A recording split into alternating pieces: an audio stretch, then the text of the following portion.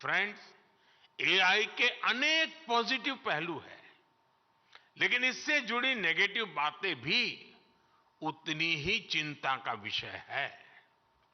AI 21वीं सदी में विकास का सबसे बड़ा टूल बन सकता है और 21वीं सदी को तबाह करने में भी सबसे बड़ी भूमिका निभा भी सकता है। डीप फेक का चैलेंज आज पूरी दुनिया के सामने है। इसके अलावा साइबर सिक्योरिटी, डेटा थेफ्ट और आतंकियों के हाथ में एआई टूल्स के आने का भी बहुत बड़ा खतरा है। अगर आतंकी संगठनों के पास एआई लेस हथियार पहुंच जाए तो उससे ग्लोबल सिक्योरिटी पर बहुत बड़ा असर होगा। हमें इस विषय पर चर्चा करके एक ठोस प्लान तक पहुंचने की जरूरत है कि कैसे एआई के गलत इस्तेमाल को रोका जाए।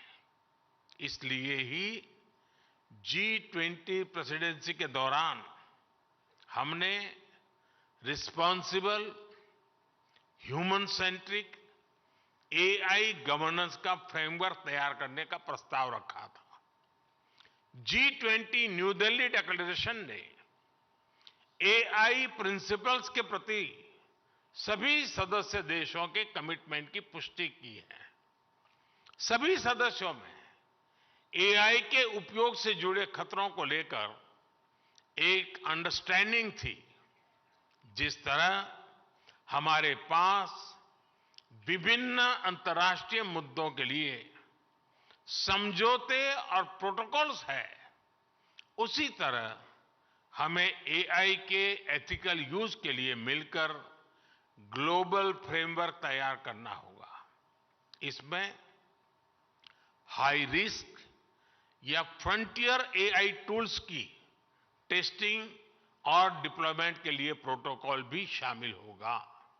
इसके लिए कन्विक्शन, कमिटमेंट, कोऑर्डिनेशन और कोलैबोरेशन की सबसे अधिक जरूरत है। हमें मिलकर ऐसे कदम उठाने ही होंगे जिससे एआई का रिस्पांसिबल यूज सुनिश्चित हो सके। आज इस समिट के माध्यम से भारत पूरे वैश्विक जगत का आह्वान करता है कि इस दिशा में हमें अब एक पल भी गंवाना नहीं है। इस साल में अब कुछ ही दिन बचे हैं, नया साल आने ही वाला है। हमें एक तय समय सीमा के भीतर ग्लोबल फ्रेमवर्क को पूरा करना ही होगा। मानवता की रक्षा के लिए ये किया जाना बहुत ही जरूरी है।